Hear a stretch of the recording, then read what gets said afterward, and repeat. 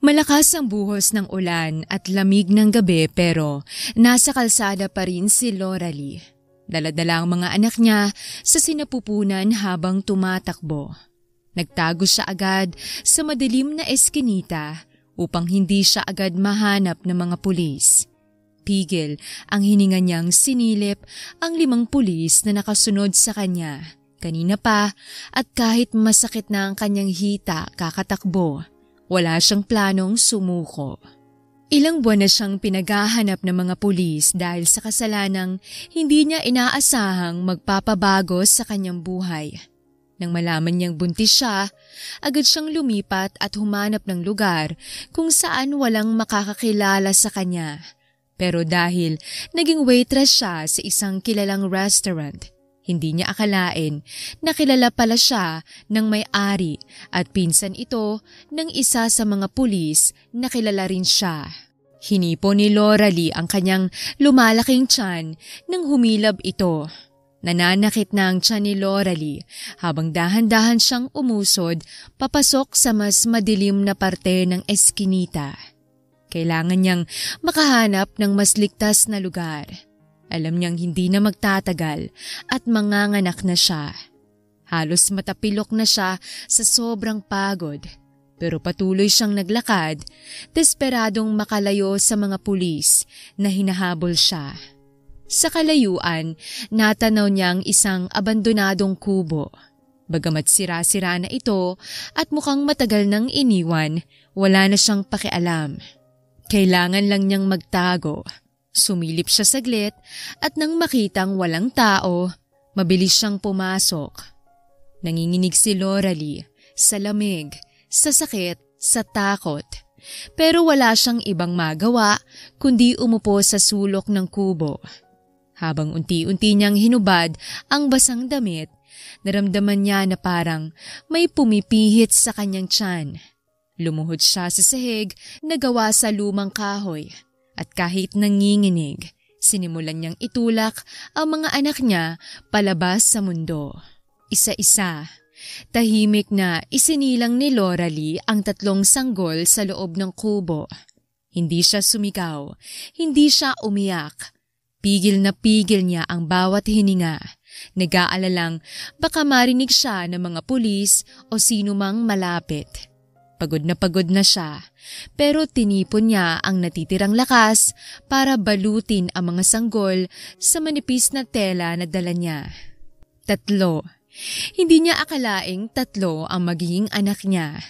Nanginginig siyang niyakap ang mga bagong silang na triplets at sa kabila ng matinding sakit at takot, naramdaman niya ang kaunting ginhawa.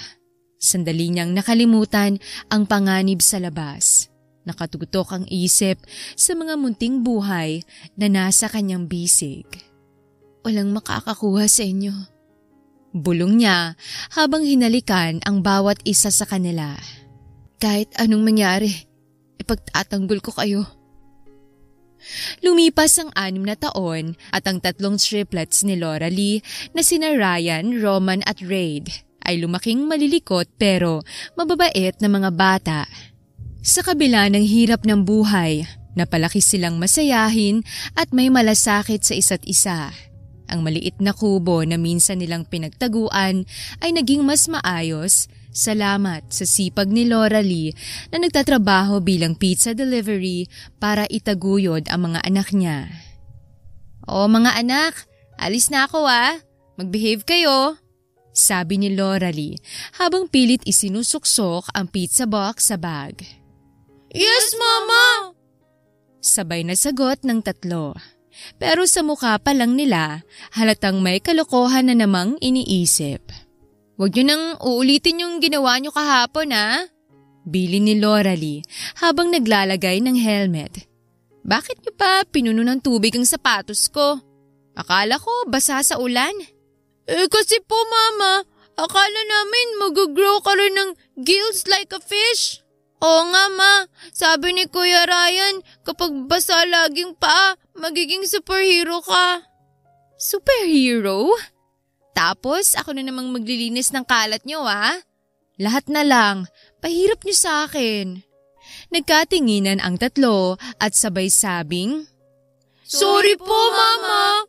Pero alam mong may kasunod na namang kalokohan sa utak nila. Basta pagbalik ko, gusto ko malinis ang bahay at huwag kayong lalabas. Baka magkandapa-dapa pa kayo kung saan-saan. Promise po, Ma, hindi kami lalabas. Sigaw ni Ryan pero sabay kindat kay Roman at Raid. Mabuti naman. Hinalikan niya ang bawat isa sa noo ng mga ito. Huwag niyo akong ipapahamak sa mga kapitbahay ha. Ayoko nang balitang naglalaro kayo sa bubong ulit. Naks naman, Ma. One time lang yun. Paglabas ni Loralie ng pinto, bigla siyang huminto at tumingin pabalik sa kanila. At wag niyong uulitin yung pag-order ng pizza gamit ang pangalan ko. Sabay tingin ng tatlo at di makatingin ng diretso kay Loralie. Di na po, Mama. Di na. Kung hindi lang ako natawa nung sinabi niyo sa delivery guy na ako si Wonder Woman, ewan ko na lang. Sige na, alis na ako. Behave ah. Bye, Mama. Take care, Wonder Woman. Sigaw nilang tatlo at sabay tawanan. Habang umaandar na ang motor ni Loralie, naririnig pa niya ang halakhak ng tatlong paslit sa loob. Napapangiti na lang siya.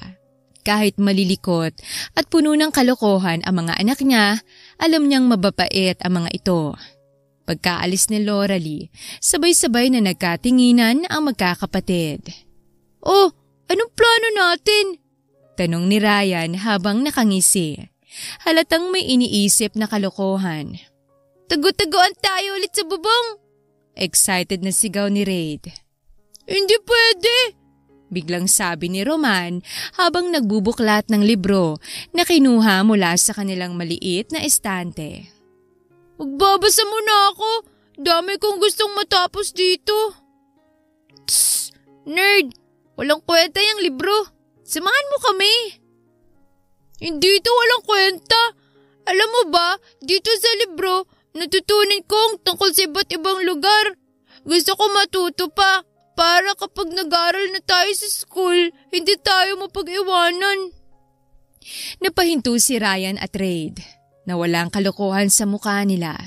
Matagal na nilang gustong mag-aral, gaya ng ibang bata sa paligid, pero alam nilang hindi kaya ng nanay nila. Mag-aaral din tayo, Roman. Hintayin lang natin si Mami na makaipon ng sapat. Alam mo naman, ginagawa niya lahat ng makakaya para sa atin. Oo nga. Sabat ni Ryan, pero halata sa boses niya na nalungkot din.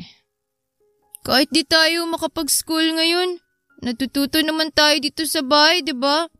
Tsaka, ang dami nating kalokohan na natutunan. Sabay tawa ulit para maibsan ang bigat ng usapan. Ngumiti si Roman pero halatang may lungkot sa mga mata. Pero iba kasi kapag nasa school, gusto ko rin maranasan yung may mga classmate, may teacher, hindi lang puro laro. Darating din tayo dyan. Nilapitan ni Ryan si Roman at tinapik ang balikat nito. Minsan, kailangan lang nating maghintay. Pero habang naghihintay, pwede naman tayong maging matalino sa sarili nating paraan. Tama si Kuya. Kaya tara na. Tigil na yung pagbabasa mo. Tagot-taguan mo na tayo. Saka ka na mag-bookworm mamaya.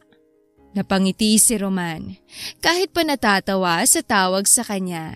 Sige na nga, pero wag sa bubong ha. Baka maulit tayo ulit ni Mama.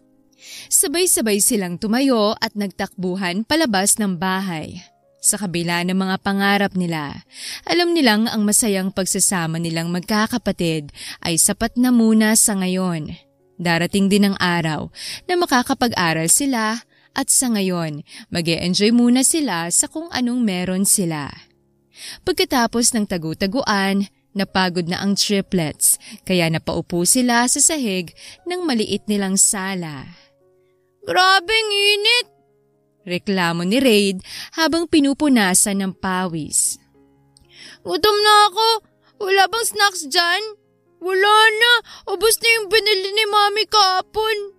Sagot ni Roman habang tinitingnan ang maliit na lalagyan ng pagkain. Di bili tayo sa tindahan. May natira pa akong pera mula sa pinag-ipunan natin. Agad na nagliwanag ang mga mata ni Raid. Tara na, punta tayo sa convenience store. Biglang umangat ang ulo ni Roman mula sa libro. Wait lang, sabi ni Mama, di tayo pwedeng lumabas ng bahay nang walang kasama. Baka magalit yun pag nalaman. Ikaw naman, Roman. Anong mali ni Mama mabilis lang naman tayo. Tsaka alam ko ng daan, di tayo mapapahamak. Oo nga, anong pwedeng mangyari?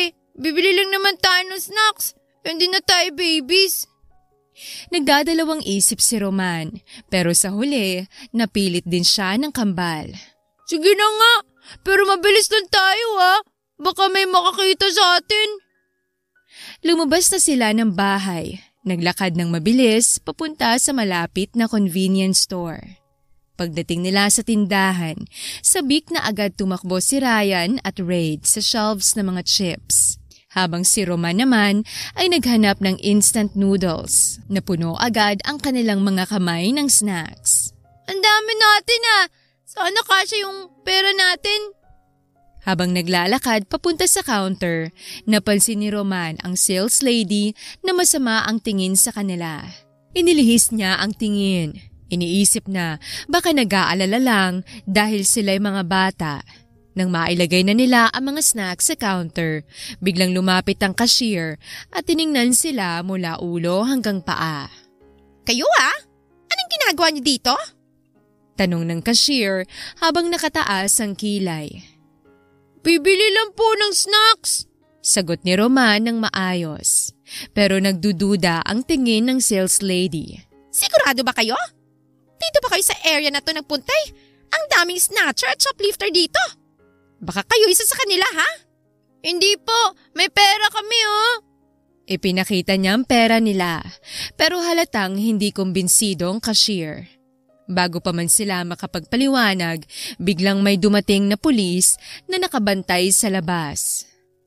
Sir, eto yung mga bata. Mukhang kahina-hinala. Bulong ng cashier sa pulis. Agad na lumapit ang pulis sa kanila at masusing tiningnan ang tatlo. Sumama kayo sa amin.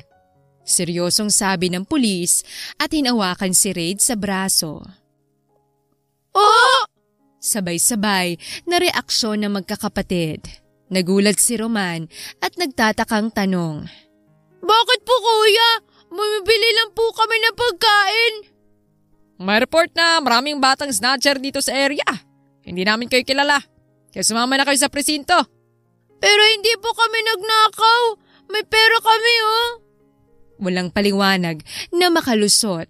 Sa isang iglap, hinuli na sila at isinakay sa police car. Sa presinto, 3 mukha ng maliliit na bata ang natutulala sa isang sulok. Tahimik lang silang nakaupo.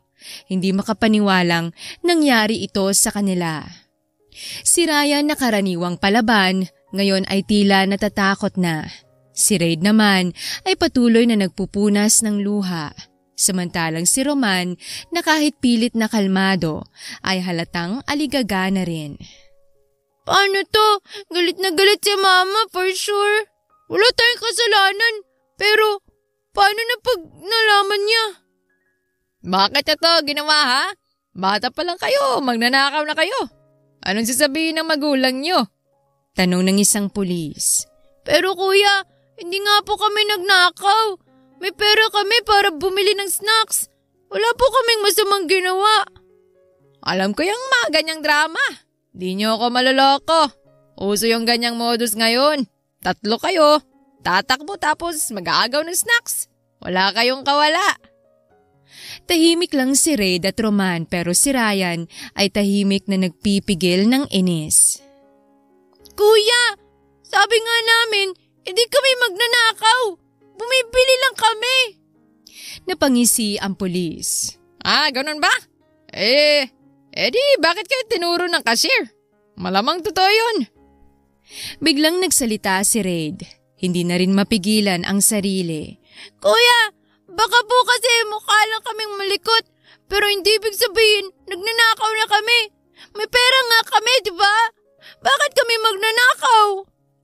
Bago pa makasagot ang pulis, biglang bumukas ang pinto at pumasok ang isang pulis, si Chief Killian. Kilalang mahigpit pero patas. Agad niyang napansin ang 3 bata at ang seryosong mukha ng kanyang tauhan. Anong nangyayari dito? Tanong ni Chief Killian sa malalim ang boses at seryosong itsura. Sir, ito po mga bata. Nahuli sa convenience store. Sabi ng cashier, mukhang snatcher daw.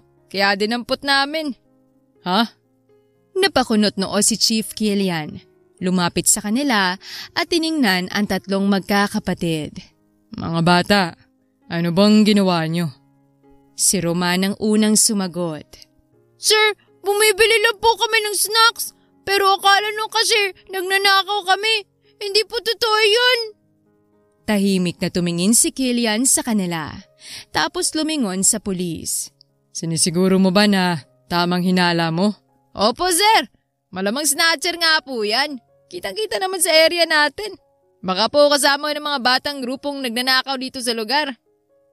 Hindi pa rin kumbinsido si Chief Killian. Ayoko nang basta hinala. Gusto ko siguraduhin na tamang aksyon natin. Meron bang CCTV sa convenience store?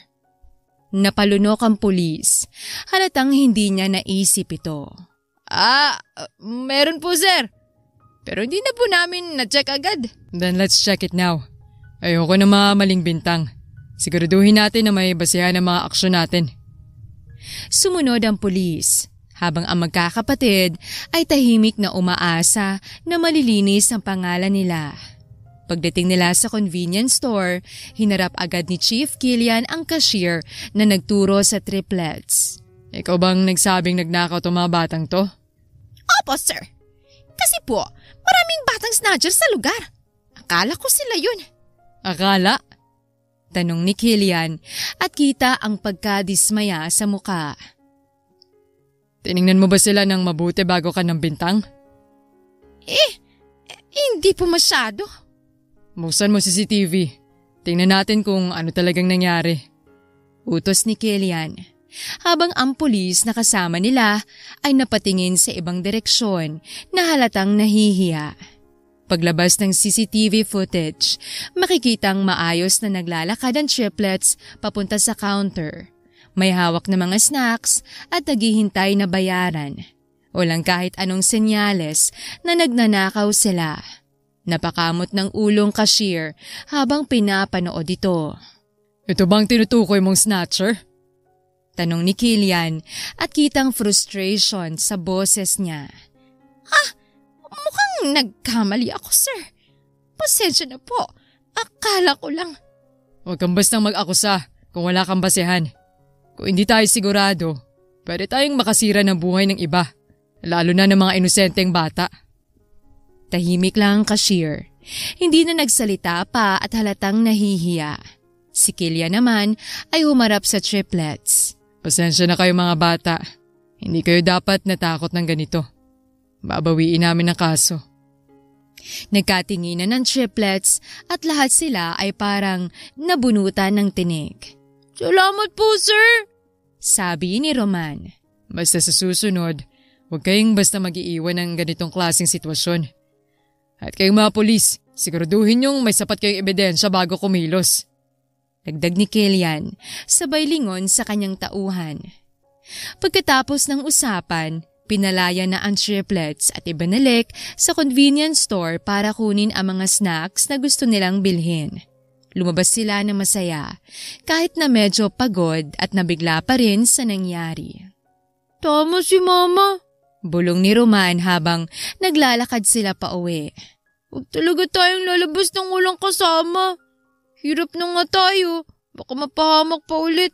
Oo nga, at least next time alam na natin. Ligtas tayo kay Chief Killian.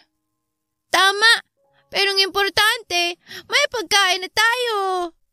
Sabay-sabay silang nagtawanan habang naglakad pa uwi. Dalang mahalagang leksyon mula sa araw na yon. Papasok na sana sa isang eskinita ang magkakapatid para umuwi nang biglang sumigaw si Chief Killian mula sa likod. Oy! Sandali lang!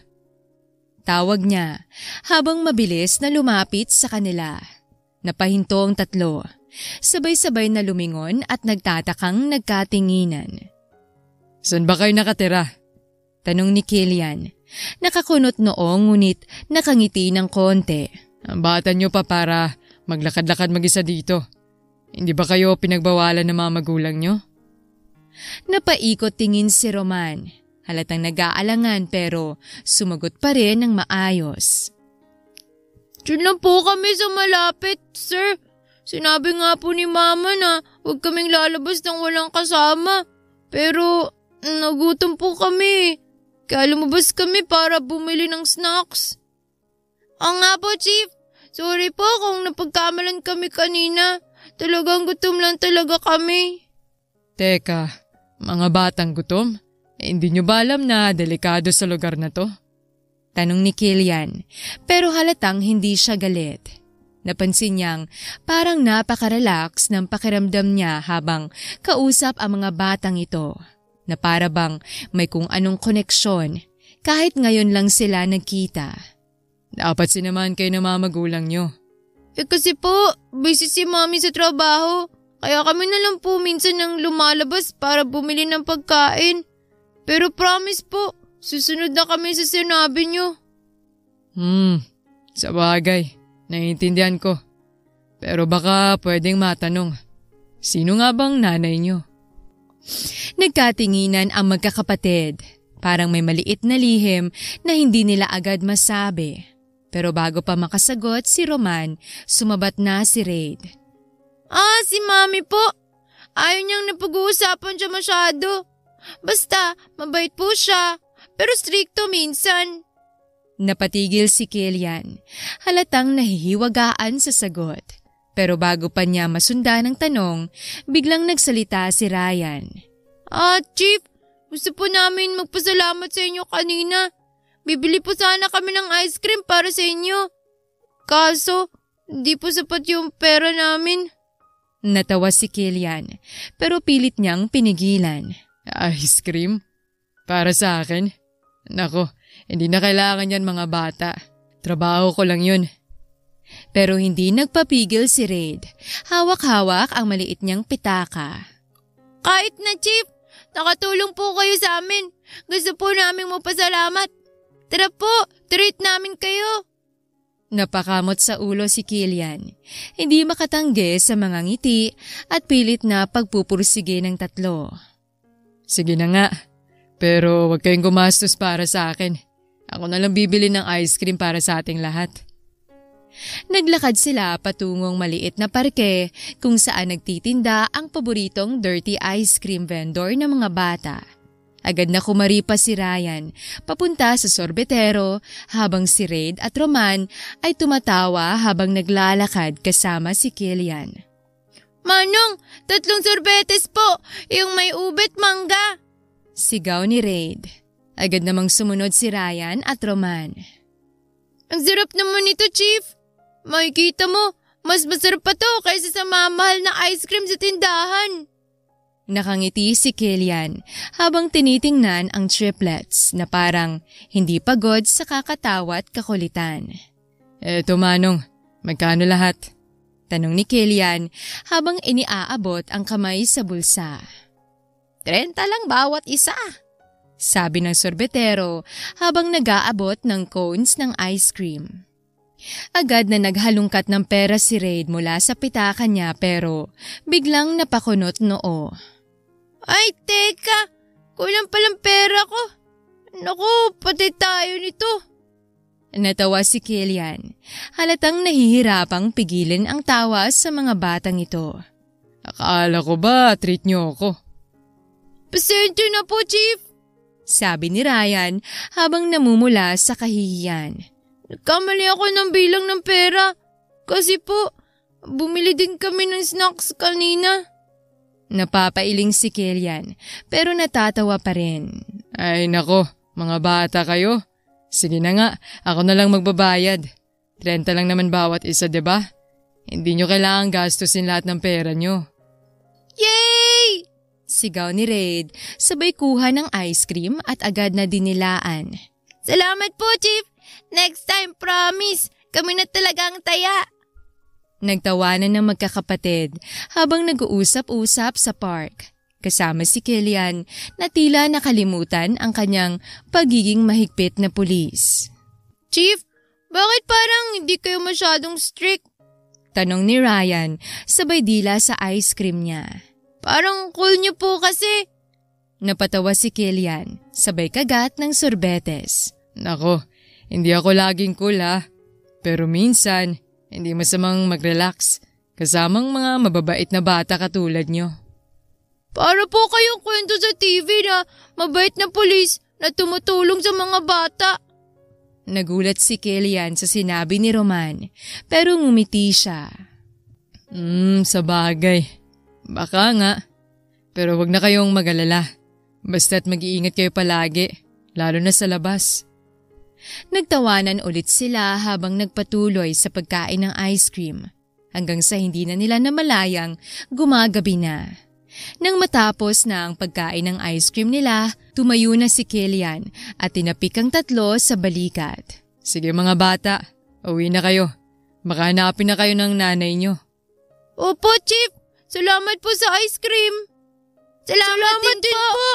Sabay na sabi ni Roman at Raid. Nginitian lang sila ni Killian at habang pinapanood ang mga triplets na tumatakbo papunta sa direksyon ng kanilang tahanan, hindi maiwasang mapangiti ulit ng chief. Kahit hindi niya alam kung bakit, komportable siyang kasama ang tatlong batang yon. Masayang naglalaro sa labas ng kanilang bahay ang triplets. Ang triplets ay nagsusungkit ng mga dahon at tumatakbo sa kalsada, malayo-layo sa kung saan sila natiklo ng pulis dati. Nasa gitna sila ng tawanan nang biglang makita ni Roman si Chief Killian na naglalakad papalapit sa kanila. Guys! Si Chief Killian! Tara, lapitan natin! Agad na tumakbo ang magkakapatid patungo kay Killian. Ang kanilang mga ngiti abot hanggang tenga. Chief! Chief! Chief! Chief! Chief! Chief! Sabay-sabay nilang sigaw. Halos mabunggo si Killian dahil sa kanilang excitement. Napangiti si Killian na makita sila. Oh, ano na naman kayang kalokohan ang ginagawa nyo ngayon? Baka mapagkamala na naman kayong snatcher ha? Nagtawanan ng triplets habang pumalibot kay Killian. Hindi po, Chief. Promise, mabait kami ngayon. Sabi ni Ryan at nagkukunyari na parang inosenteng bata. Pero Chief, bakit po kayo nandito? Inahanap niyo po ba kami? Ngumiti si Killian at iniabot ang isang malaking supot na puno ng mga snacks at laruan. Hinahanap ko nga kayo. Dinalan ko kayo ng mga paborito niyong snacks at konting laruan. Ayoko na kayong makita na kulang sa pagkain o pampalipas oras. Nanlaki ang mga mata ng triplets. Sabay-sabay na nagsigawan ng Yay! Tila hindi na nila alam kung anong uunahin, ang mga laruan o ang mga snacks na dala ni Killian. Chief, ang dami po nito! Salamat po! Tumalon-talon pa si Roman habang sinasabi yon. Oo nga po, Chief. Ang bait nyo naman. Tara po, pumasok kayo sa bahay namin. Dagdag ni Ryan at mabilis na hinila ang braso ni Killian papunta sa maliit na bahay nila. Papasalamatan kayo di Mama. Ngumiti lang si Killian, pero bago pa siya makapasok, biglang bumukas ang pinto at lumabas si Loralie, ang kanilang ina, na halatang nagmamadali at nagulat sa nakita.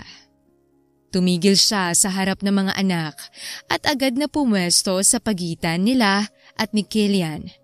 Nakatitig siya kay Killian na para bang hindi makapaniwala.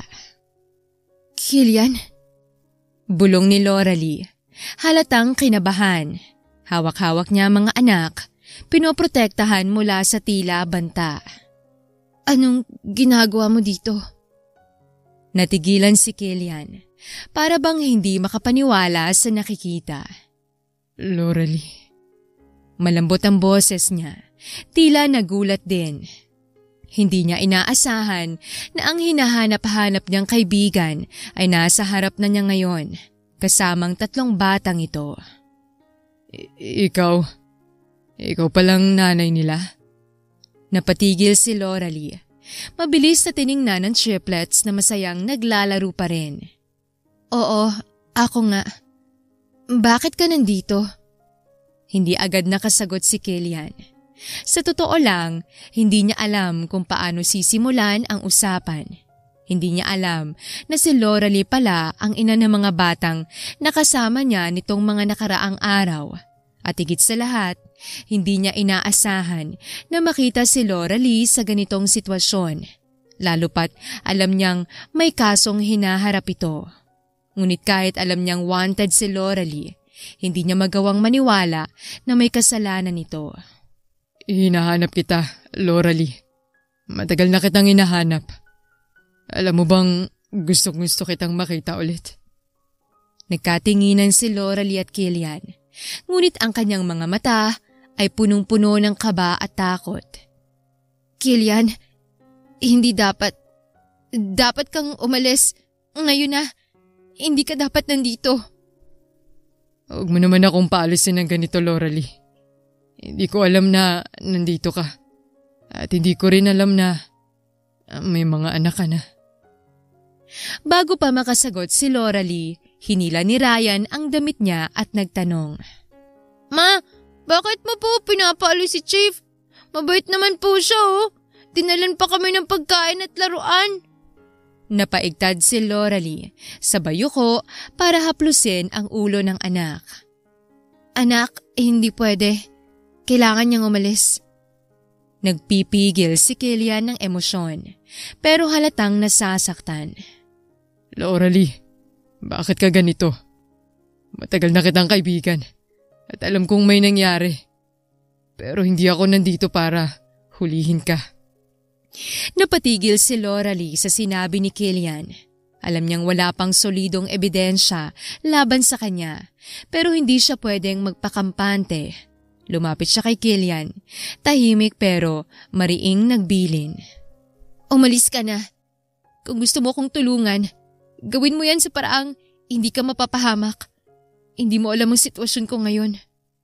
Napaatras si Killian.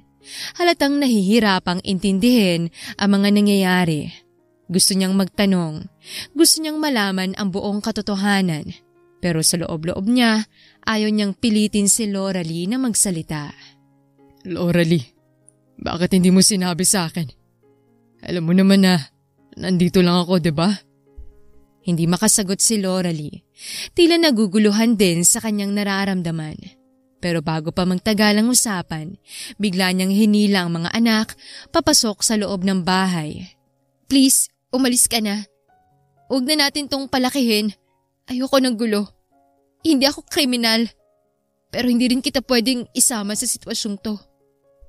Nanatiling tahimik si Killian habang tinitingnan ang mga triplets na tila walang ideya sa bigat ng sitwasyon. Babalik ako, Loralie. Hindi kita pababayaan. Ngunit bago pa makasagot si Loralie, dahan-dahang umalis si Killian. Dala ang bigat ng hindi na ipahayag na damdamin at ang misteryo sa likod ng kung ano nga ba ang tunay na nangyari kay Loralie. Pagkatapos ng pagkikita nila ni Killian, bumalik si Loralie sa kanilang maliit na bahay at malalim na nag-isip. Hindi siya makapaniwala na nakita niya ulit si Killian. Lalo na't siya pa ang best friend niya noon at ngayon isang chief police. Pero alam niyang hindi na siya pwedeng manatili sa lugar na yon. Mas delikado na sila ngayon. Lalo't naramdaman niyang pinoprotektahan pa rin siya ni Killian. Isang maling hakbang lang at baka pati si Killian ay madamay. Kinabukasan, pagkatapos ng ilang oras na pag-iisip, nagdesisyon si Loralie na magbitiw sa trabaho at lumipat sa ibang lugar. Pinatawag niya ang mga anak mula sa paglalaro.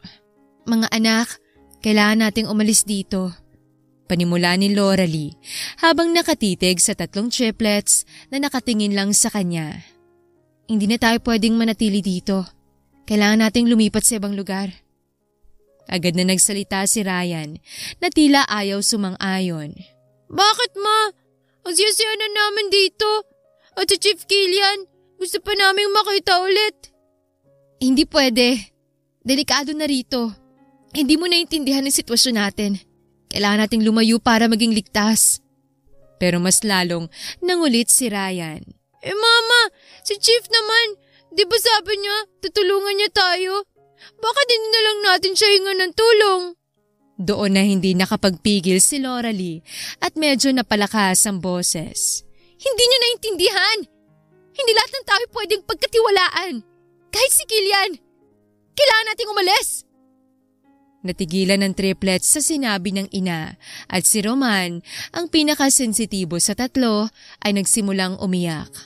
Tumingin siya kay Raid na halatang nalungkot din. Tama na Ryan, baka nga tama si Mama. Hindi natin alam ang lahat. Si Ryan naman napalunok ng laway at huminga ng malalim. Sa huli, ibinaba niyang tingin at tumahimik. Pero baka sa mukha niya ang lungkot. Nang makita ni Loralie ang mga anak na ganito, naramdaman niyang masyado siyang naging matigas. Napaupo siya sa sahig, hinilang mga anak palapit sa kanya. Pasensya na, mga anak. Hindi ko sinasadya na magalit. Ayokong masaktan kayo, kaya ginagawa ko to. Naiyak din si Loralie. Hinagkan niya mga triplets at sabay-sabay silang napaiyak. Alam ko masakit pero kailangan nating lumayo. Mahal na mahal ko kayo, kaya hindi ko hayaang mapahamak kayo.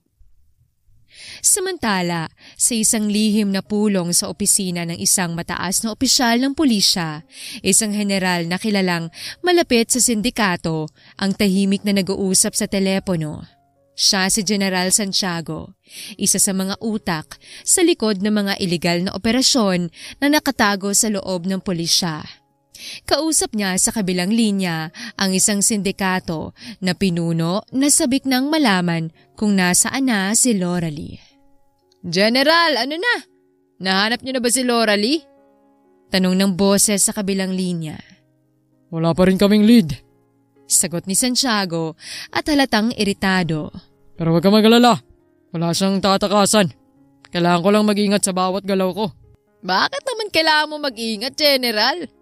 Tanong ng sindikato na halatang nangungutya. Wala naman yata silang ebidensya laban sa'yo. Walang ebidensya. Pero kailangan kong hulihin si Loralie para hindi ako mabisto. Kung hindi, baka madiscovery nila na ako ang pumatay kay Major Torres. At kung malaman nila na kasabot ko mga sindikato, patay ako. Sigurado ka bang hindi ka mahuli, General? Ngumisi si Santiago. Walang ebidensya laban sa akin. Sa kung sakaling may makapansin, si Loralie ang ipapain ko. Sa kanya ko ituturo lahat ng krimen. Isa pa, sa mismong nasa lugar nung pinatay si Torres. Polis din siya noon, kaya madali kong mapapaikot ang kwento. Maganda yan, General. Pero siguraduhin mong hindi siya makakawala. Maraming gustong makuha si Loralie at hindi lang ako. Kapag nahanap ko siya, titiyakin kong hindi na siya makakapagsalita pa. Pangako ni Santiago. Habang patuloy sa paghahanda si Loralie at ang triplets para sa kanilang paglisan, hindi nila alam na mas malaki ang plano laban sa kanila kaysa sa inaasahan nila. Si General Santiago ay nakabantay at kahit wala pang ebidensya, tiyak niyang si Loralie ang kanyang gagawing scapegoat para iligtas ang sarili mula sa pagkakabunyag ng kanyang kasalanan. Sa mga sumunod na araw, hindi mapakali si Killian. Mula nang makita niya si Loralie, hindi mawala sa isip niya ang kaba at mga tanong. Alam niyang may mas malalim pang dahilan kung bakit tinatakasan ni Loralie ang mga otoridad. At bilang isang chief, alam niyang hindi siya pwedeng maging bulag sa mga nangyayari, lalo na't matagal na silang magkaibigan.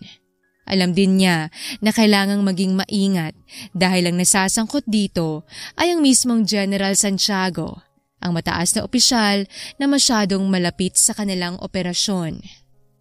Isang araw, habang nasa headquarters si Killian, napansin niyang may kakaibang kilos si General Santiago. Tahimik itong naglalakad papunta sa opisina niya. Hawak ang telepono at tila may iniwasang masyadong makarinig sa usapan niya. Mukhang may tinatago si General. Bulong ni Killian sa sarili habang pinapanood mula sa malayong lalaki. Nang sumakay si Santiago sa elevator, sinundan nito ni Killian, ngunit nagkunwaring may ibang ginagawa. Pagkatapos makapasok ni Santiago sa opisina nito, dumaan si Killian sa harap ng pintuan at narinig ang pabulong na usapan. Siguraduhin mo na, walang makakita sa akin sa galaw na to. Narinig niyang sabi ni Santiago sa telepono. Kapag nahanap na si Loralie, itapon mo siya sa ilalim ng bus. Tayo lang nakakaalam ng totoo tungkol sa kaso ni Major Torres. Kailangan nating burahin lahat ng ebidensya. Nagulat si Killian sa narinig niya. Kaso ni Major Torres? At si Loralie? Anong ibig sabihin nito? Tanong niya sa sarili. Mabilis siyang lumayo mula sa pintuan at pumunta sa kanyang sariling opisina. Hindi siya mapakali sa mga narinig. Alam niyang may mali.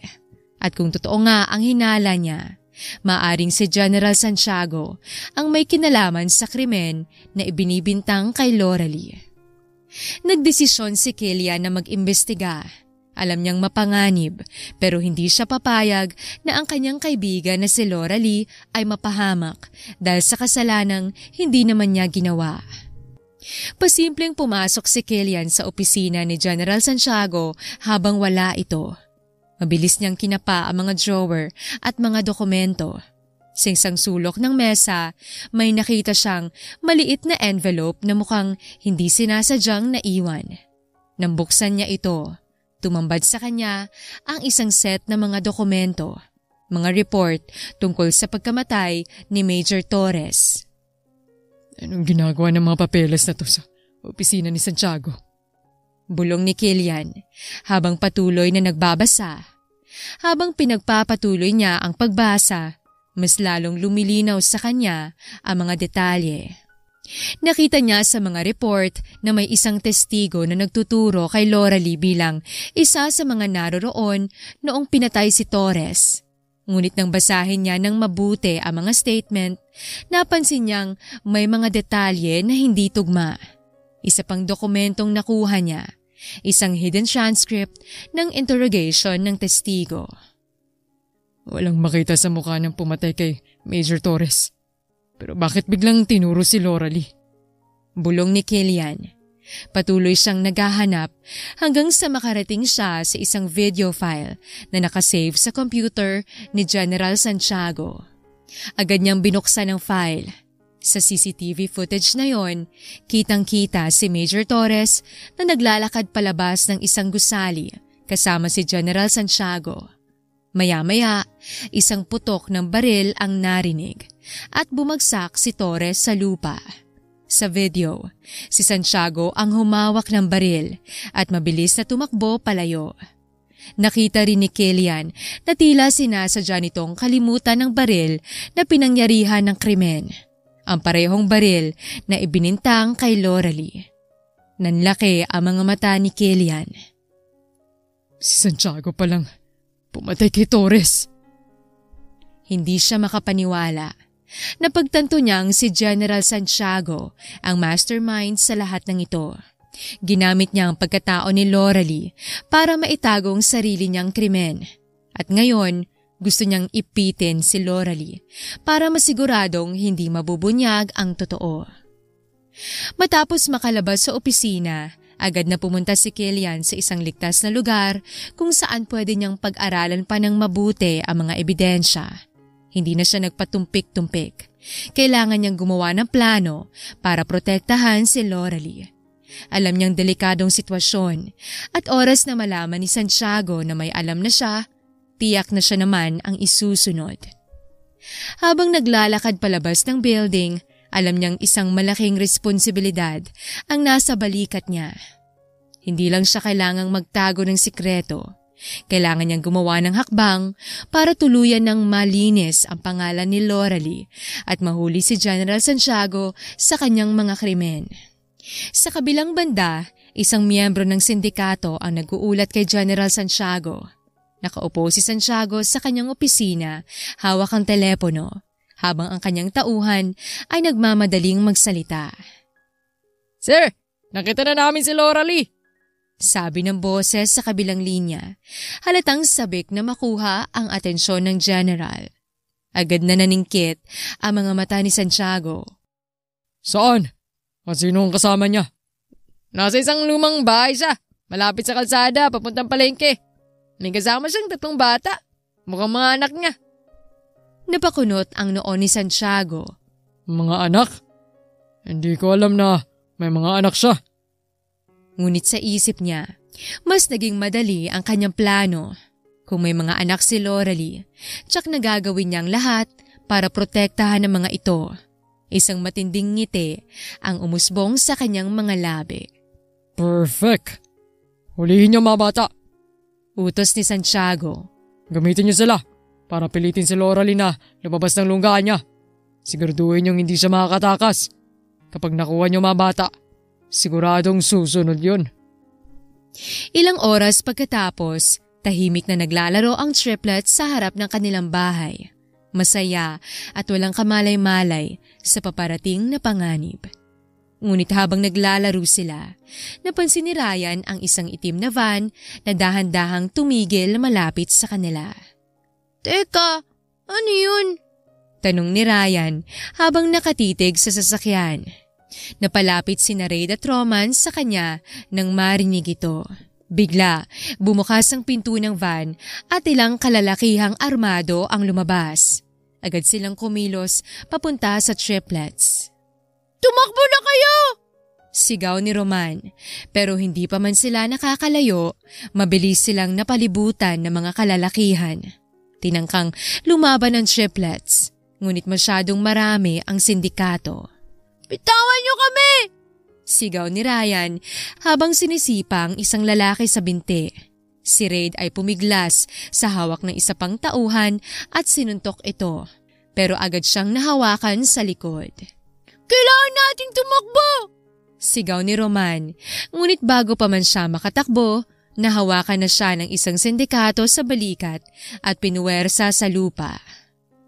Ang lalakas ng loob niyo, ha? Natatawang sabi ng isa sa mga sindikato. Pero hindi kayo makakatakas. Patuloy na lumaban ng triplets, ngunit hindi nila kinayang dami at lakas ng mga tauhan ni Santiago. Unti-unti silang nagapi at isa-isang pinasok sa loob ng van. Wala na silang magawa kundi sumigaw at magpumiglas. Bitiwan niyo kami! Hindi niyo kami pwedeng dalhin! Umiiyak na sigaw ni Raid. Ngunit hindi sila pinansin ng mga sindikato. Nang maisakay na silang 3 sa van, mabilis na umalis ang sasakyan palayo sa bahay nila. Anong gagawin niyo sa amin? Tanong ni Ryan habang nanlilisik ang mga mata. Ngumisilang ang mga sindikato. Tumahimik na lang kayo mga bata. Hindi nyo alam kung anong gulong pinasok nyo. Hindi maiwasang mag-alala ang triplet sa maaaring mangyari. Alam nilang kailangan nilang makaligtas. Ngunit sa edad nila, alam din nilang mahirap lumaban sa mga taong handang makipagpatayan. Nang tumunog ang cellphone ni Loralie at sumagot siya, agad na bumungad ang boses ng isa sa mga kapitbahay. Loralie! May mga lalaking dumukot sa mga anak mo! Dinala sila sa isang itim na van! Kailangan mong pumunta dito agad! Nanlaki ang mga mata ni Loralie. Para siyang nabingi sa sinabi ng kapitbahay. Biglang bumilis ang tibok ng kanyang puso at parang mawawalan siya ng malay dahil sa takot. Napahawak siya sa tiyan, pilit na kumakalma, pero hindi mapigilan ang panginginig ng kanyang mga kamay. Ano? Saan sila dinala? Sino yung kumuha? Pasigaw niyang tanong. Hindi ko alam. Basta sinakay sila sa itim na van at mabilis umalis. Bilisan mo! Baka mahanap pa natin sila! Halos malaglag ang telepono ni Loralie. Nanatiling nanginginig ang mga kamay niya habang tinatanggal ang apron. Hindi na siya nagdalawang isip. Alam niyang may isang tao lang ang maaring makatulong sa kanya, si Killian. Pagdating sa istasyon ng pulisya, halatang balisa si Loralie. Agad siyang pumasok sa main entrance. Walang pakialam sa mga pulis na nagbabantay. Ang dami ng mga tao sa loob pero diretso lang siya kahit na alam niyang mahuhuli siya kapag nakita ng iba. Pero ngayon, wala na siyang pakialam. Loralie Cruzares! Tumigil ka dyan! Sigaw ng isa sa mga pulis nang makita siya. Napalitan ng pagkagulat ang tahimik na atmosphere ng presinto. Bigla siyang napapalibutan ng mga pulis. Lahat sila handang dakpin siya. Pero nagliliyab na ang mga mata ni Loralie. Hindi siya magpapahuli ngayon. Hindi ito ang oras para magpakulong. Tumabi kayo! Sigaw ni Loralie, sabay tulak sa isang pulis na humarang sa kanya. Tinangkang sakalin siya ng isa pang pulis pero mabilis niyang sinipa ito sa sikmura. Nagsimula ang isang maliit na komosyon sa presinto at isang pulis pa ang bumunot ng posas para arestuhin siya. Huwag niyo akong pakialaman! Kailangan ko makita si Killian! Pilit na sigaw ni Loralie habang nanlalaban. Ang mga pulis ay nagulat sa lakas ng loob at tapang ng babae pero hindi pa rin nila tinigilan. Arestuhin na yan! Wala siyang karapatan dito! Sigaw ng isa sa mga pulis. Pero bigla na lang bumukas ang pinto ng opisina ni Killian. Nakita niya ang kaguluhan at agad na tumakbo papunta kay Loralie. Loralie! Tawag niya. Malakas ang tono ng boses at may halong pag-aalala. Tigilan niyo siya! Mabilis siyang lumapit at itinulak ang ilang pulis na sumusubok pang hawakan si Loralie. Nagmadali siyang humarap kay Loralie na halos humihingal sa kaba at galit. Anong nangyari? Bakit ka nandito? Tanong ni Killian. Halatang naguguluhan sa biglaan niyang pagsugod ng babae. Halos mangiyak-ngiyak na sa Loralie habang naglalaban ang emosyon sa kanyang mukha. Hindi na niya napigilan ang kanyang takot at desperasyon. Killian! Kinuha nila ang mga anak ko! I have to find them. I need your help. Hindi ko kaya. Mamatay ako kapag may nangyari sa kanila. Please, tulungan mo ako. Humihikbing sabi ni Loralie habang hawak ang mga balikat ni Killian. Nanlaki ang mga mata ni Killian. Kinuha? Agad na nag-click sa isipan niya ang mga sindikatong binabantayan nila nitong mga nakaraang araw. Loralie, kalma lang. Sino kumuha? Saan sila dinala? Tanong ni Killian at sinusubukang maging mahinahon pero halata ang tensyon sa kanyang boses. Hindi ko alam. Sabi ng kapitbahay namin, may itim na van daw na kumuha sa kanila. Tapos umalis na lang sila. Sila lang ang meron ng Killian. Hindi sila pwedeng mawala. Hinawakan ni Killian ang kamay ni Loralie at dahan-dahang huminga at sinusubukang pakalmahin siya. Okay. Makikinig ako. Pero kailangan mong maging mahinahon para matulungan kita ng maayos. Gagawa tayo ng paraan. Pero kailangan kong malaman lahat ng detalye. Kahit nanginginig pa rin si Loralie, tumango siya at pilit na kinakalma ang sarili. Hindi niya pwedeng sayangin ang oras. Alam niyang tumatakbo ang bawat segundo at lalong lumalayo ang mga anak niya sa kanya. Killian, kailangan nating bilisan. Hindi ko alam kung saan sila dinala pero alam kong may kinalaman to sa mga taong humahabol sa akin. Tumayo si Killian at hinarap ang mga pulis. Tawagan niyo lahat ng unit sa paligid. Maganda kayo. Itim na van ang hinahanap natin. 3 batang kasama. At kung sino man ang nagmaneho, tsak na bahagi na isang sindikato. Agad na kumilos sa mga pulis. Nagready ng mga radyo at sasakyan para sa search operation. Napatitig si Killian kay Loralie. Kahit hindi pa buong kwento, alam niyang may mas malalim na dahilan sa likod ng pangyayaring ito. At sa oras na ito, kailangan niyang magtiwala sa kaibigang matagal na niyang hindi nakita. Loralie, mababalik natin ang mga anak mo. Pangako ni Killian habang tinitingnan ang mata ni Loralie. Hindi kita pababayaan. Habang patuloy ang usapan ni Loralie at Killian ay biglang pumasok sa eksena ang isang matangkad na pulis, si Colonel Ramirez, isa sa mga mataas na ranggo sa presinto. Nakasamangot ito habang lumalapit sa kanila. Halatang may mabigat na opinyon tungkol kay Loralie. Anong ginagawa ng isang wanted na kriminal dito sa loob ng presinto? Dapat agad na arestuhin yan. Matalim na sabi ni Colonel Ramirez habang tumitig kay Loralie. Parang hindi man lang alintana ang sitwasyon. Napatigil si Killian at tumingin kay Ramirez. Colonel, may mas mahalagang bagay ngayon. Kinidnap ang mga anak ni Loralie. Kailangan muna natin silang hanapin. Paliwanag ni Killian. Sinusubukang huwag magpatinag sa presensya ng kolonel. Pero hindi nakinig si Ramirez. Kriminal yan, Killian. Bakit ka nagpapadala sa emosyon? Hindi natin siya pwedeng basta pabayaan. Mas mabuti pang dakpin na yan bago pa magdulot ng mas malaking problema. Mabilis na lumaban ang paningin ni Loralie. Pero ramdam na rin ang takot at kaba. Alam niyang nasa alanganin ng buhay niya ngayon, pero nasa isip lang niya ay ang kaligtasan ng kanyang mga anak. Colonel, wala akong pakialam kung hulihin niyo ako pagkatapos nito. Ang importante ngayon, mahanap ko mga anak ko. Kung tutulungan niyo ako, susuko ako. Pangako, hindi ako tatakbo. Pero kailangan kong tulong niyo ngayon. Sandaling natahimik ang buong presinto. Naaalarma ang ibang mga pulis sa narinig mula kay Loralie. Ang iba ay nakatingin kay Killian, naghihintay ng kanyang desisyon. Si Killian naman, bagaman nakatingin kay Loralie, ay nag-iisip ng mabilis. Alam niyang hindi madaling sitwasyon, pero ramdam niya ang desperasyon ni Loralie. Alam din niyang may mabigat na dahilan kung bakit nagtatago si Loralie, pero hindi siya kailanman naniwala na masama siya. Bago pa makasagot si Killian, muling nagsalita si Ramirez at halatang napipikon. Bakit mo siya tutulungan?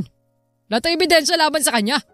At sino bang ama ng mga bata na kinukuha mo ng todong atensyon sa mga to? Ha? Nasaan ang asawa niya? Wala bang magulang ang mga batang yan na pwedeng managot dito? Sa pagkabigla ng lahat, bigla na lang huminga ng malalim si Loralie. Nanlalaki ang mga mata at halatang napuno na.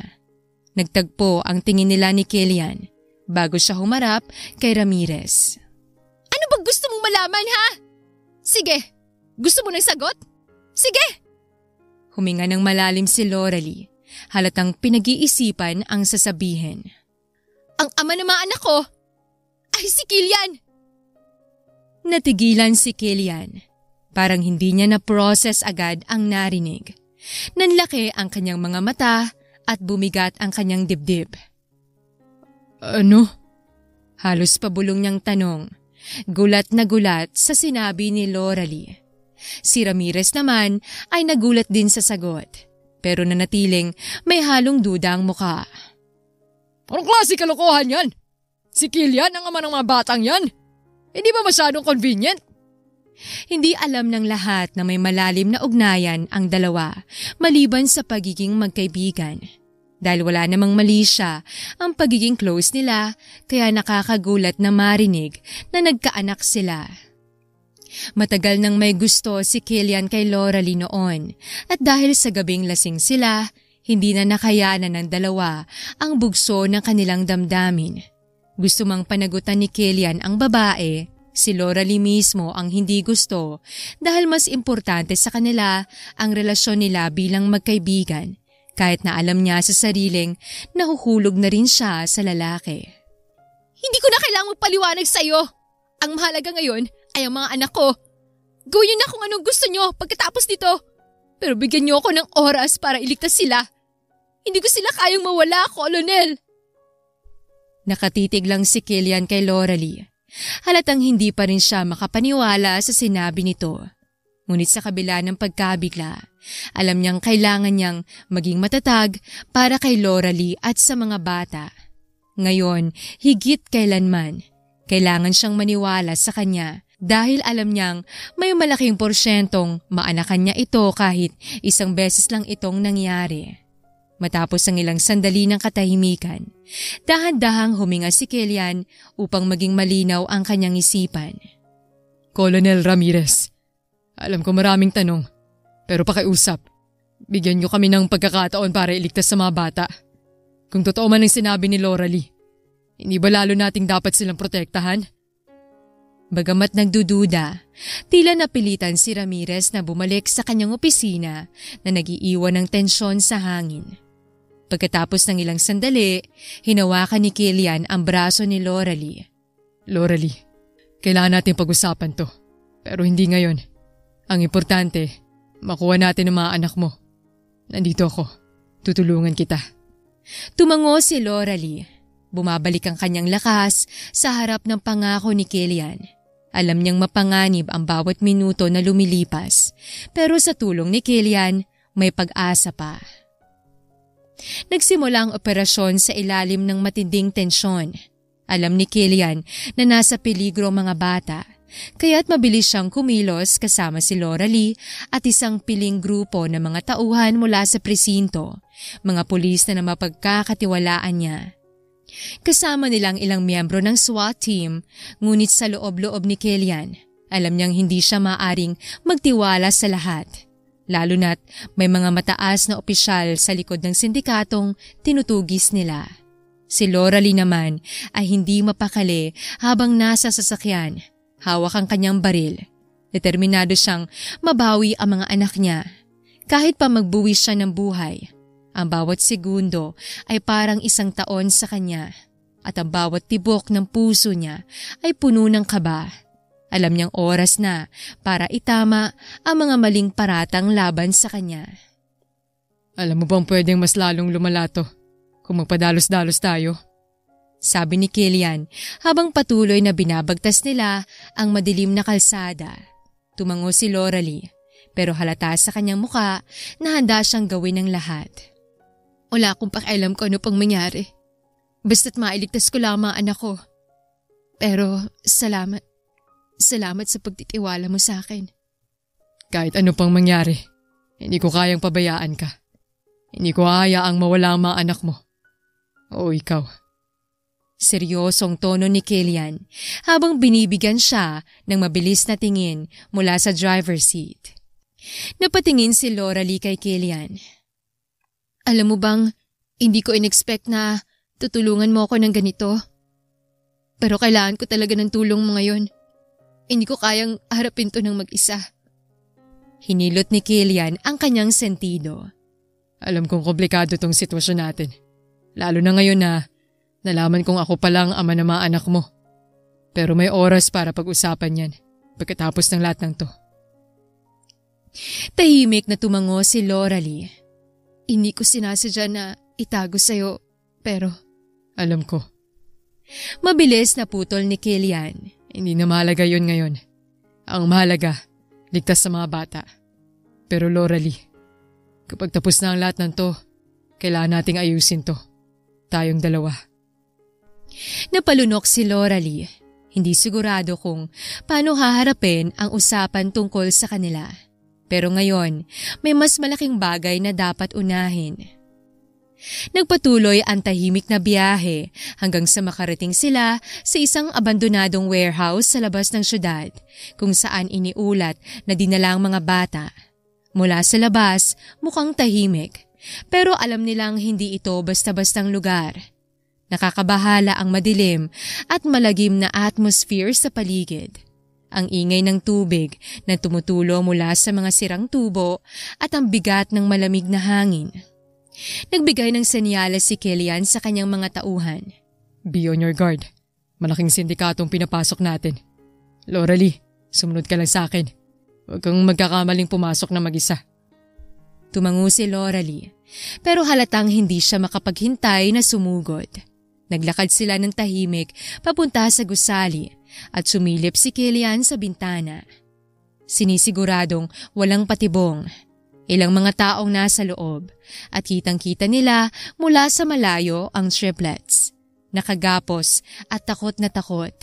Si General Santiago naman ay nasa harapan nila, nakangisi, kasamang ilang mga miyembro ng sindikato. Mukhang nakahanap tayo ng masarap na mga kabalit. Narinig nilang sabi ng isang miyembro ng sindikato. Sigurado kong magkakapera tayo sa mga batang to. Napanginig si Loralie, ngunit pinigilan ni Killian na sumugod kaagad. Huwag muna, magiging maingat tayo.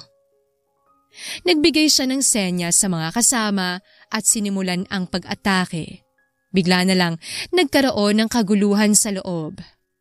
Pumutok ang mga baril at sumugod ang SWAT team sa warehouse. Mabilis na ginulat ang mga tauhan ni General Santiago. Si Loralie at Killian naman ay nagtulungan sa paglusob. Loralie, nasa kanan mo! Sigaw ni Killian habang pinoprotektahan siya mula sa mga bala. Mabilis na nag-slide si Loralie. Pinaputukan ang 2 tauhan ng sindikato bago tumakbo papunta sa mga anak niya. Halos mangiyak-ngiyak siya nang makita ang mga triplets, ngunit nagawang kontrolin ang kanyang emosyon. Mga anak, tahan na, nandito na si Mama. Sabi niya habang mabilis na ginagapos ang mga bata. Mama! Sabay-sabay na sigaw ng triplets. Pero bago sila makalabas, biglang tumambad si General Santiago sa harapan nila. Nakatutok ang baril kay Loralie. Hindi ka makakalabas ng buhay dito, Loralie. Ang tagal kong pinagandaan ng araw na to. Tumingin si Loralie ng diretso kay General Santiago. Ikaw ang dahilan kung bakit ako naging wanted. Tinakpan mong kasalanan mo sa pamamagitan ng pagsira sa buhay ko. Pero ngayon, tapos na ang laro mo. Sinong maniniwala sa'yo? Akong general. Ikaw, isang kriminal na nagtatago. Mas mabuting tao pa rin ako kesa sa'yo. Sagot ni Loralie at bilang sumugod at tinadyakan ang baril ni Santiago mula sa kamay nito. Mabilis na nag-agawa ng 2. Ngunit malinaw na sanay si Loralie sa hand-to-hand combat. Isang matinding suntok sa panga ang ibinigay niya kay Santiago, dahilan para bumagsak ito. Hawak-hawak ni Loralie ang baril ni Santiago habang nakatutok dito. Tapos na ang laro mo. Ikaw ang pumatay sa kasamahan natin, hindi ako! Dumating si Killian sa eksena, dala ang isang recorder. Narinig namin ang lahat. May ebidensya kami na matawag mo sa sindikato. Kasama ka sa lahat ng to. Nagulat si Santiago. Hindi! Hindi totoo yan! Set up lang to! Ang daming inosenteng buhay ang sinira mo. Panahon na para managot ka. Pumasok ang mga pulis at tinutukan si Santiago. You're under arrest! Sabi ng isang opisyal habang nilalagyan siya ng posas. Tumingin si Loralie kay Killian. Namumuo ang mga luha sa kanyang mga mata. Salamat, Killian. Hindi ko magagawa to kung wala ka. Palagi akong nandito para sa'yo, Loralie. Sabi ni Killian habang iniabot ang kamay nito sa mga triplets. At para sa mga anak natin. Napangiti si Loralie sa huling sinabi ni Killian. Alam niyang sa wakas ay tapos na ang mga pagsubok. Ngunit alam din niyang isang bagong simula ang kanilang kakaharapin. Isang mas ligtas na mundo para sa kanilang pamilya. Pagkatapos ng matagumpay na operasyon at pagkakaaresto kay General Santiago, unti-unting nalantad ang mga madilim na lihim sa loob ng organisasyon ng pulisya. Isa-isang lumabas sa mga detalye ng pagkakasangkot ng ilang mataas na opisyal sa mga iligal na gawain, kabilang na ang pakikipagsabwatan sa sindikato. Marami sa mga opisyal na dati kinikilala sa kanilang posisyon ay biglang naharap sa investigasyon. Si Loralie, na matagal nang itinuturing na kriminal, ay sa wakas nakalaya mula sa mga maling paratang. Dahil sa mga ebidensyang nakalap ni Killian at sa tapang ni Loralie na harapin ang katotohanan, nalinis ang pangalan niya. Ang mga dating kasamahan niya sa serbisyo ay nagulat sa mga revelasyong ito. Pero marami rin ang natuwa sa muling pagbabalik ng hustisya para kay Loralie. Habang nagpapahinga si Loralie kasama ang kanyang mga anak sa kanilang bahay, isang imbitasyon mula sa pulisyang dumating. Si Major Santos, isa sa mga natitirang tapat na opisyal, ay personal na nagtungo upang kausapin siya. Loralie, alam kong matagal na kitang hindi nakakausap mula nung nagdesisyon kang magtago. Pero gusto ko malaman mo, malinis na ang pangalan mo at handa kaming tanggapin ka muli sa serbisyo kung gugustuhin mo. Nagulat si Loralie sa alok.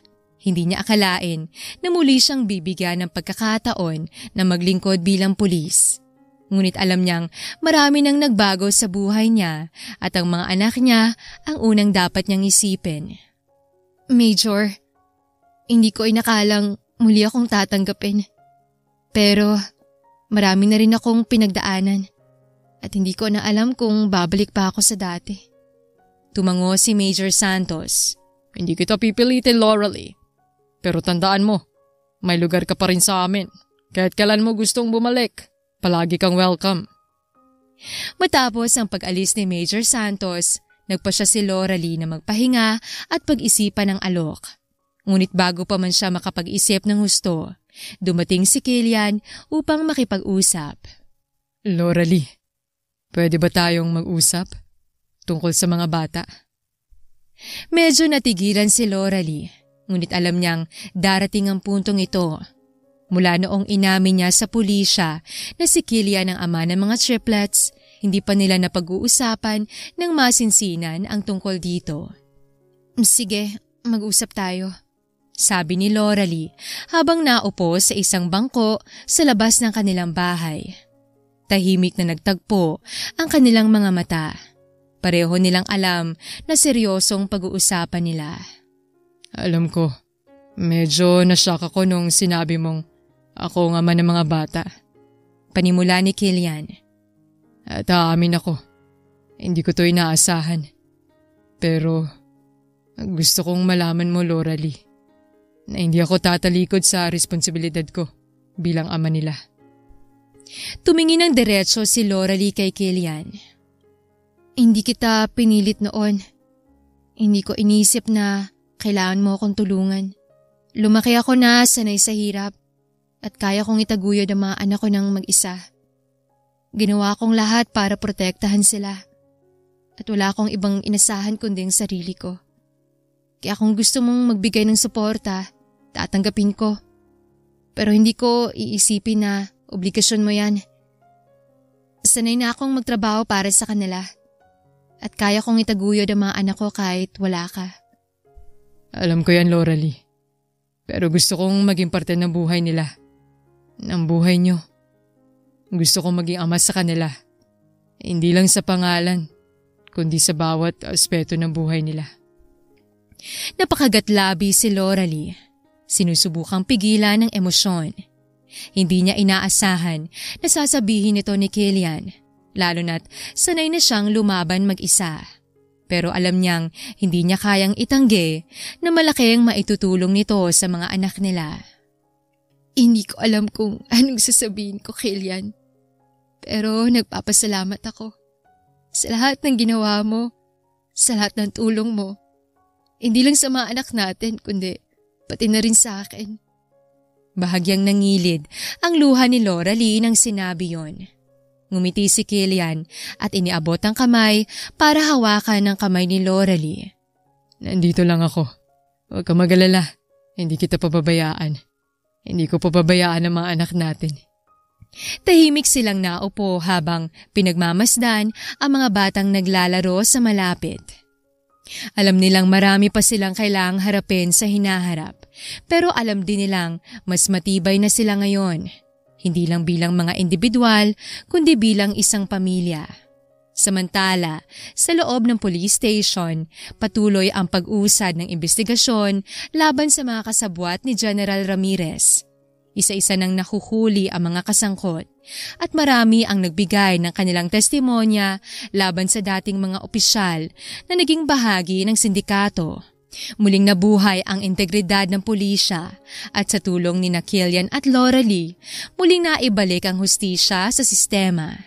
Sa wakas, natapos na rin ang mahabang laban ni Loralie. Malaya na siya mula sa mga kasinungalingan at kasama ang mga mahal niya sa buhay. Handa na siyang harapin ang bagong yugto ng kanilang buhay. Ilang taon na ang lumipas at ang triplets ni Loralie ay masaya na ngayong nag-aaral sa isang tunay na paaralan. Malayo na ang kanilang narating mula sa mga panahong nagtatago sila sa panganib.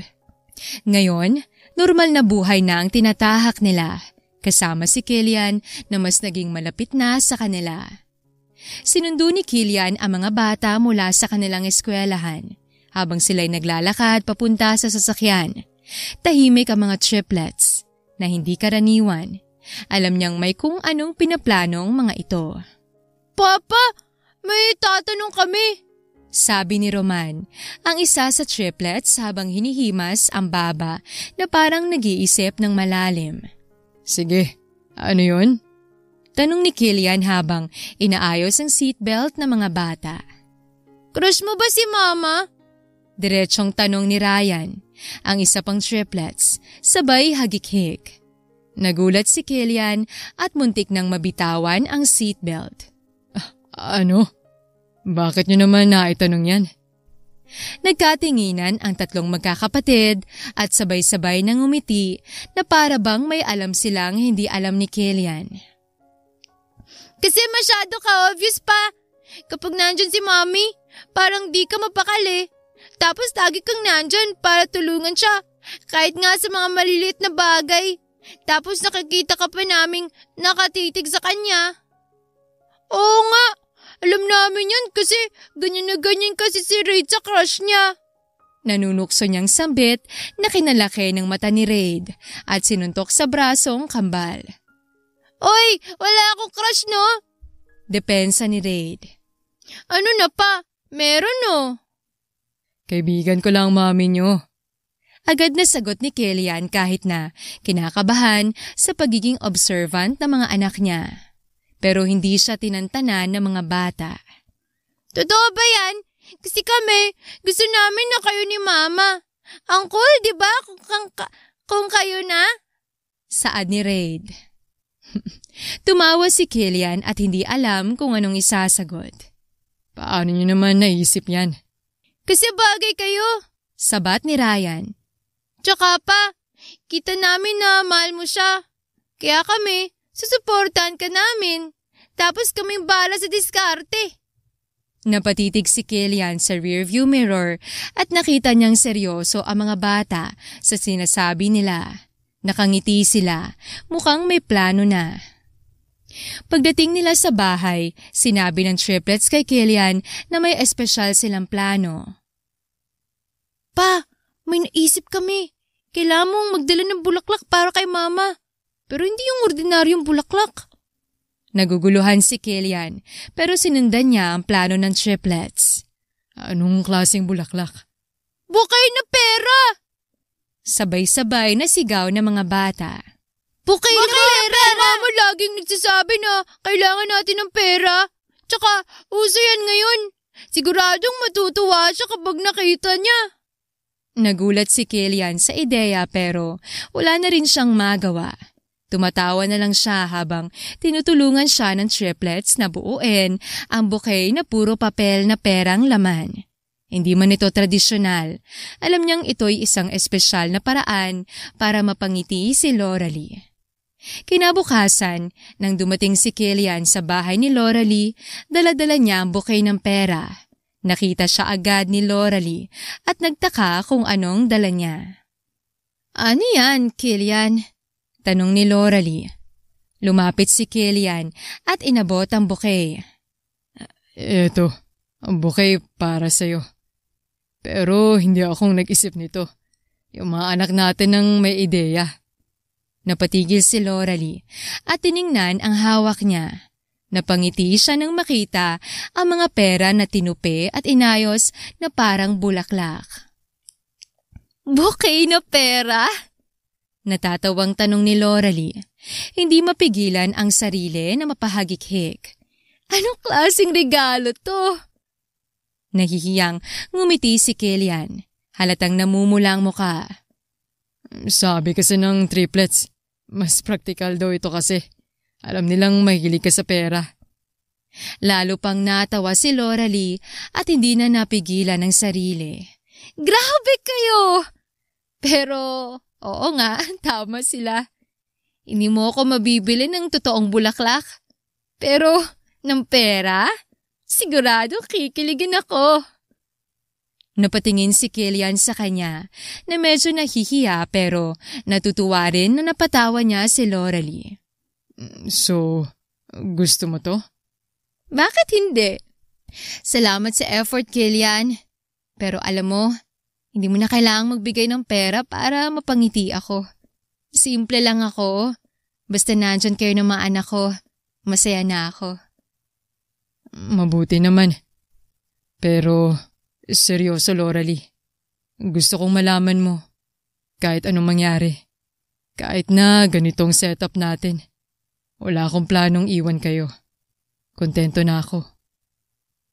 Napatitig si Loralie kay Killian. Ang kanyang ngiti ay medyo lumambot. Alam ko yan, Killian. At salamat sa lahat ng ginawa mo para sa amin. Hindi ko man sabihin palagi, pero malaking utang na loob ko sa'yo. Tahimik lang si Killian at sa loob-loob niya, alam niyang tamang sinabi ng triplets. Mahal niya si Loralie. Pero handa siyang maghintay hanggang sa maging handa na rin ito para sa kanila. Sa malayo, nakasilip ang triplets, excited at kinikilig para sa plano nilang matagumpay na natupad. Pagkalipas ng ilang linggo, unti-unti nang nagiging mas maayos ang buhay ni na Loralie at ng triplets. Nakapag-focus na ang mga bata sa kanilang pag-aaral at si Loralie naman ay mas naging kalmado na. Lalo na't alam niyang ligtas na sila mula sa mga sindikatong gustong sumira sa kanilang buhay. Isang gabi, habang nasa hapagkainan sila, napansin ng triplets na parang tahimik si Killian at si Loralie. Hindi sila nag-uusap na gaya ng dati. Kaya, gaya ng dati nilang gawain, nagplano ang triplets na gumawa ng paraan para magkainitan ang dalawa. Ma, Pa! Ba't kayo tahimik? Parang may something na di namin alam, ha? Napatigil si Killian sa pagkain at napatingin kay Loralie. Ngumiti siya ng awkward. Hindi alam kung paano sasagutin ang tanong ng triplets. Si Loralie naman medyo namula, sabay inom ng tubig para hindi mapansin na kinakabahan siya. Wala, kakain lang tayo ng tahimik minsan. Pero hindi ganon kadali para sa mga triplets. Diba, sabi mo gusto mo si Mama. Pati mo siya ligawan. Tanong ni Roman habang nakangiti ng maloko. Napahagalpak ng tawa si Ryan. Oo nga, Pa. We support you. We already know you like each other. So ano pang hinihintay nyo? Halos mabulunan si Loralie sa narinig. Anong pinagsasasabi nyo? Kumain na lang kayo. Pero si Killian, kahit kinakabahan, parang nakaramdam ng lakas ng loob mula sa mga anak. Hindi na niya kayang itago ang nararamdaman niya. Inabot niya ang kamay ni Loralie sa ilalim ng mesa. Nagulat naman si Loralie doon. Loralie, matagal na kitang mahal. Alam ko na napagdaanan na natin ang sobrang daming problema. Pero gusto ko lang malaman mo na handa akong manatili para sa'yo at sa mga bata. Gusto kong maging bahagi ng buhay niyo. Hindi lang bilang kaibigan o taga-suporta. Tumigil sa pagkain ng triplets. Nakatingin ng buong atensyon sa kanila. Hindi makapagsalita si Loralie. Alam niyang may nararamdaman din siya para kay Killian. Pero natakot siyang makipagrelasyon muli dahil sa mga pinagdaanan nila. Pero ngayong nakikita niyang seryoso si Killian at nakangiti ang kanilang mga anak, parang nabawasan ang takot niya. Killian, alam mo namang mahalaga ka sa akin at sa mga bata, 'di ba? Pero huminga siya ng malalim. Sigurado ka ba? Kasi hindi madaling buhay ko. Alam mo yan. Ngumiti si Killian. Lahat ng yan, tanggap ko. Ikaw lang importante. At kung papayagan mo ko, gusto kong makasama kayo habang buhay. Hindi napigilan ni Loralie ang sarili at ngumiti. Napansin niyang sobrang saya ng triplets na parang matagal nang hinihintay ang sagot niya. "Oh, sige na nga," pabirong sagot ni Loralie. Pero ang mga mata niya ay puno ng saya. "Tingnan natin kung kakayanin mo kami." Sabay-sabay na nagtalunan ang triplets mula sa kanilang upuan. Sumigaw ng Yes! habang pumapalakpak. Finally! Nakuha mo rin pa!